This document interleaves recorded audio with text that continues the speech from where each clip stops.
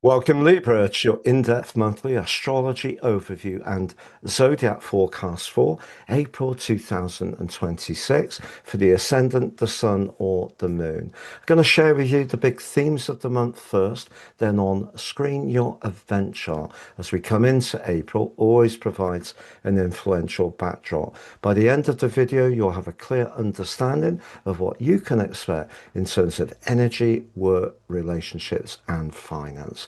I'm astrologer Patrick Arundel. A very warm welcome. If you've yet to subscribe to my channel, please do so now to help it to continue to thrive. Now, we do have a full moon in your sign on the 2nd. What's the significance? Also, your ruling planet of Venus is going to be very influential this month. Why is that? But we're also going to see a lot of energy going into the month from the 6th house of your chart. Very much to do with practicalities, but Mercury has been in retrograde there. But actually, Mercury provides a real opportunity as you come into the month. Can't wait to share that with you. Now, first Mars, followed by Mercury, are both going to move into your opposite sign as the month unfolds. And we do have a new moon on the 17th. But it's a new moon that can be incredibly powerful and very healing for you personally. Please stay with me for more on that. On the 20th, the sun makes its way into the deeper psychological and more transformational part of your scope, does forge an awkward right angle with the sun, but liberation is possible and excitement as first your ruler Venus and then Uranus emerge into your 9th house as the cosmic curtain comes down on April. I can't tell you how brilliant this really does feel. I have a Libra ascendant too. So on the screen, Libra is your event chart. We do need to be mindful of your ruler, and there she is, Venus, just moved into the deep 8th house for you personally at the end of March. But in the central sign of Taurus, which she rules, she really is blessed. But she is, through week one, going to link with Pluto in your 5th house. Now, 5th house energy can be very much to do with showcasing your brilliance, your charisma, your talent. But of course, Pluto is about transformation. But I want to just point out about that link to Saturn. So as much as Venus and Pluto are going to clash through week one, Pluto and Saturn are in a perfect sextile as you come into this month. Something truly significant is about to shift in your life this April. Perhaps how you view yourself, your value around relationships, but also how you connect to others. I think it's going to be with much greater resonance for you. So, in terms of the moon is just tucked up in your 12th house. As the month begins, it does forge a very lively angle to Uranus. Something that just comes up into your mind as we enter the month could have some inspiration linked to it. But if you're wanting to talk something over with someone, just be aware that the moon is in an opposition with Neptune. So I think for all of us, there is the potential for a little bit of heightened sensitivity and maybe even a bit of confusion. If you know the moon card in tarot, that kind of thing where it's requiring us to be in touch with our emotions and trust our instincts. But Neptune, of course, can be a swirling, misting influence too. The other thing that really caught my eye is that Mercury, having been in the retrograde for 3 weeks in Pisces, but also I really don't think that Mercury in Pisces works for you very well because it's your 6th house, which has more of an echo of Virgo. It's about practicalities. So the wateriness blurs things. So right from the 6th of February, I don't think Mercury's been much out. But as you come into this month, redemption's possible. Look at that link with Jupiter. So Mercury can be about the details, of course, but it can also in Pisces be using instinct allied to the details. But that link with Jupiter suggests if you're discussing something around a job, something you're promoting, a presentation you do, it could go very well this month. I truly believe so. Now, also, Mars has been giving you some help in Pisces in the sense that it may have given your stamina a little bit of a lift just when Mercury at times was draining your nervous system. But Mars is going to be forging a link with Uranus between the 3rd and the 9th. And whatever has snagged or caused an issue over the last 3 or 4 weeks, you can see a breakthrough. Things can speed up through that period. So do be optimistic about that.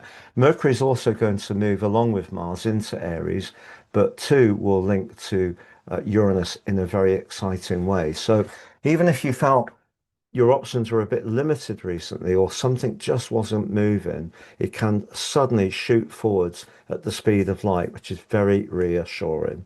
But on the 2nd, we do have the full moon in your sign. So the moon moves forwards. Now, the moon in the first house is very much about being in touch with our own agency, if you like. Whereas because there's such a gathering in the seventh house, that's kind of pulling you to be mindful of other people's needs, particularly with the gnarly energy of Saturn. So the moon's saying to you, you need to be, strong. If there's something you're not happy about the give and take, it doesn't have to be with a personal relationship. Could be with a colleague, line manager, your kids, a friend. That moon position is saying have the confidence to stand up what you need. So even if you do feel you have to cool off certain interactions, Saturn in that seventh house, it's because you're not feeling heard and seen in the way that you need, quite rightly. Now, because of Venus being in that eighth house, if you are involved with someone and it is an intimate relationship, it could get hot, hot, hot through the first week. But also, Venus in the eighth house can bring finance in for you, but it could be through someone else's fortune. They may get an insurance payout. It could be that a legacy is decided. It may be that it's your own financial finesse that's rewarded. But with Pluto and Venus in a square, you could also be attracted to someone through the first week who you find somewhat irresistible. But remember Saturn in the seventh house, right through to the end of April 2028, is saying to you, be cautious, however much you find someone's energy rather compelling. Now, of course, we do have Mars and then Mercury moving into this seventh house. They're initially met by both Neptune and Saturn. So that can create a snag. I think if a relationship is weak, particularly with that full moon, I think it could end through the first 2 weeks of this month, to be honest. But no one's going to leave your world who's truly right for you. But equally, even in a tide that's bumped along the bottom, I think redemption is still possible if you find your voice and set your boundary firmer. And Mars in the seventh house, in its home sign of Aries, is going to be fantastic for that. So it may need to shrug off the misty shroud of Neptune, may even create some heated exchanges where some emotion can just pour out. But if you really need to punch across your reality, its conjunction with Saturn in the second half of the second week of this month is really going to be profound. You can really put that marker down. But then Mercury moving in on the 15th is much more about sharpening up the exchange of messages, maybe even your listening skills, but it will have to get beyond Neptune and Saturn. But both Mars and Mercury, as they apply to Saturn, are linking in a sextile to Pluto. And that's why I feel this month could be truly fated for all sorts of relationships. That brings us to the 20th, the new moon conjunct Chiron. Chiron in your seventh house, it's February 2019. You may have gone through some painful encounters since then, but each one has taught you more and more. And of course, that also coincides partly with Pluto still being in your fourth house of emotion. More recently, Saturn in your sixth house of obligation. And perhaps at times you weren't quite bold enough about saying what you needed or letting people know what wasn't acceptable. But if you're feeling a little bit sore that you don't have the relationship you feel that you should have in your life at the moment, just reflect on this with Chiron's help. Maybe when you met someone, it was the right person, but the wrong time. either for them or you. Maybe also it's about, with Chiron, your own judgment of your value. If there is still a lacking in what you believe your worth is, this is a great time to reform that right throughout this month, right from the off with that full moon. And so, therefore, it can be very dynamic because if you change how you feel inside about your worth, you're going to draw better things to you. And Saturn's not going to see you take any nonsense over the next couple of years. So, don't just see it of what's coming outside of you is negative and people aren't quite right for you. Change your inner reality. You will attract different things. And that then brings us, and of course, that new moon does provide a beautiful energy for a month on the 17th, but quite quickly because it's late. It's not the 28 degrees of the previous seven new moons, it's 27, still late. So we had the sun move on the 20th into the, for you, passionate Taurus. But the eighth house can also be about deep transformation. And it may be that if you are wanting to move on from a relationship that isn't working, it won't necessarily be easy. But equally, it could be when you get deeper into a relationship that is working. But the real tester is going to be your ruler Venus moving into the sign of Gemini on the 24th, followed by Uranus on the 26th. If you are single, don't be surprised if a friend invites you to do something completely out of the blue through those last few days before the cosmic curtain comes down on the month. It may be a sudden trip. It could be the chance to travel overseas. It may be to join a group which has some kind of different energy to it, which is very exciting. You may find yourself over the next 7 years really shaking up your world in the most radical of ways. But the ninth house is very much about higher truth and freedom. And if you have been struggling with the politics of a relationship for a long time, whether it's with a family member, whether it is at work, whether it is more personally, they're going to give you the confidence to break free of what's not serving your greater good. But most of all, don't compromise on your minimum value. Your worth is incredible.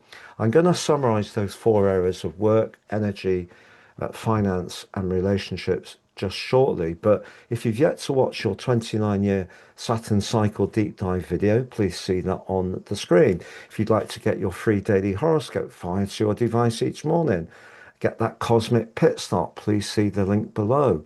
If you'd like to work with me, please see my testimonials below. If you'd like to apply this technical astrology to your life journey, there's 50% off my charts at the moment. Please apply Astro 26 or Draco 26 to the natal or draconic versions. Draconic is much more to do with our soul karmic journey. Please see below for more. So to recap, when it comes to your work, I think some of the frustrations and niggles of the last 4 or 5 weeks can melt away and a sudden acceleration occur through the first 2 weeks of this month, which will really please you. I also feel that when it comes to relationships, a weak one could get shook out. But if you need to be firm with a tie that does have potential, but it isn't quite as you want, getting the balance right between your give and get is what that full moon in your sign is all about on the second. When it comes to your energy, your sixth house starts with Mars in that sixth house, and Mercury going forwards and emerging from the shadow on the ninth will help, but I do think once it gets into the seventh house will be beneficial too. And then towards the end of the month, when it comes to whatever you want to do with your life, whether it's relationships, work, money, you can be very enterprising in the last week. But having Venus and the Sun in the eighth house does suggest that there could be, particularly with Uranus being aspected very well by first Mars and then Uranus, there can be an improvement in your resources as the month goes on. It's been a real pleasure being with you, Libra. Wishing you all the best. Take care and goodbye.